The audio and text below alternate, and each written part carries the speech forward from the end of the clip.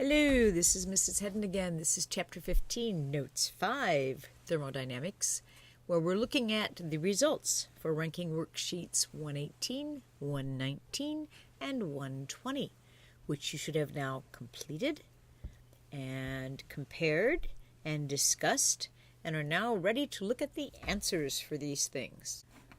Okay, the ranking for the first one, number 118, is D and F are the same, A and B are the same, and then C and E are the same. And as I gave you the hint before, you're really looking at pressure equals force over area. And it says the piston containers have equal cross-sectional areas. So the areas are all the same. So this is all the same. Okay, and the gases are the same, and they're at the same temperature. So we don't need to worry about PV equals nRT. And the pistons are free to move, which means that these weights are just sitting on them, which means that the weight is pushing down and the gas is pushing up, and they're in equilibrium.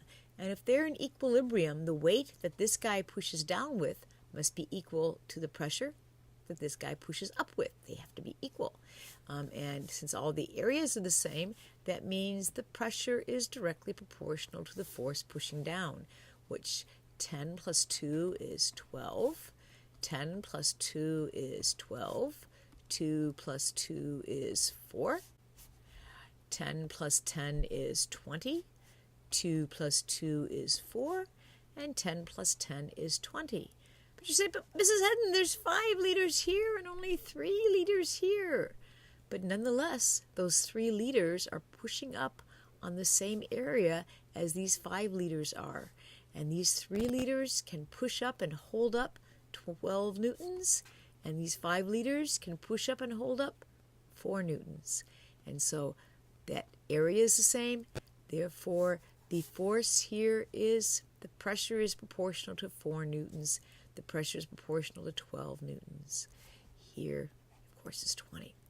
And that's how you get those results. It's got the same diagram in it. Hey, is this the same thing? No, because it's asking for different things.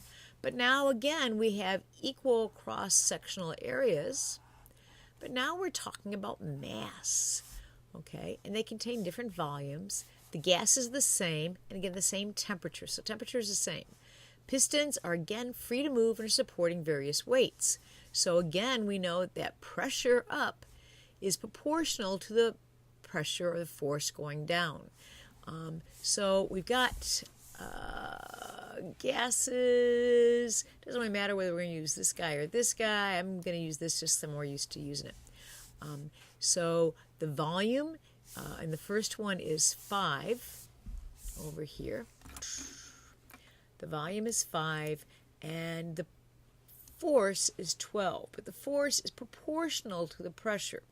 So what we could say is, and we're hunting for mass, and the temperatures are all the same. So I think these temperatures are all constant.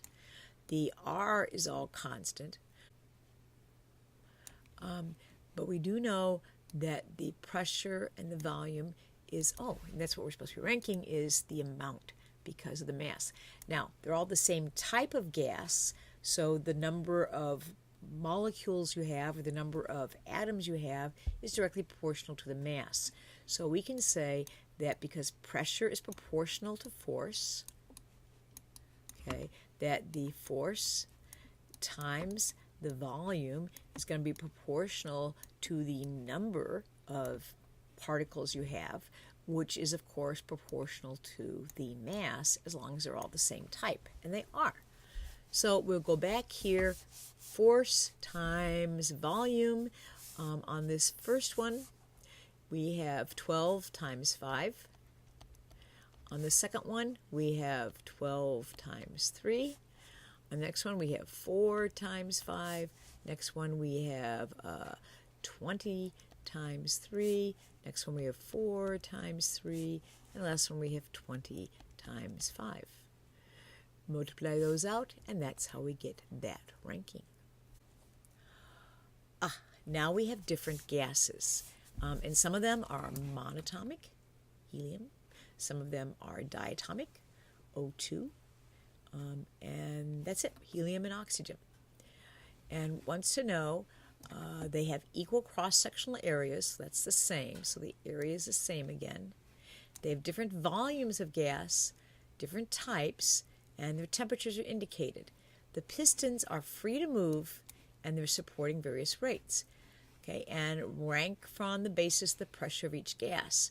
And it looks like it's going to be complex because you got all these, oh, this is diatomic, this is not. Oh, do we have to figure out, the molar weight, what's going on? But again, we can go with this guy. Pressure is equal to force over area. The areas are all the same. We know what the forces are being pushed down. So we can figure out what the pressure is proportional to. The pressure, because the areas are all the same, the pressure is just proportional to the force. Doesn't matter what kind of gas you got in there or how much the gas you got in there. The pressure is directly proportional to the force pushing up on this area.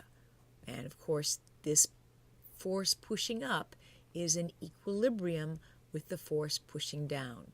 Because if we go way back to Newton's second law, F equals ma, and the A is 0, so we know F net actually. F net is 0, so we know that if we have 2 newtons pushing down, negative 2 newtons, we have to have a positive 2 newtons pushing up because these guys are balanced. They're in equilibrium. So it's pretty simple. A is 10 newtons, B is 10 newtons, D is 10 newtons, and F is 10 newtons. And then C is 2, and E is 2. And it's just that easy. Okay, so we ended with an easy one. Now we have to go back again to chapter 13 and look at kinetic molecular theory and its relationship to total internal energy and its relationship to pressure and volume. We have to connect the microscopic to the macroscopic. So we're looking at the microscopic kinetic energy of a tiny atom and comparing that, billions upon billions of tiny atoms, to the volume and the pressure that we can see with our eyes. And for that, you need a guest lecturer, which means not me.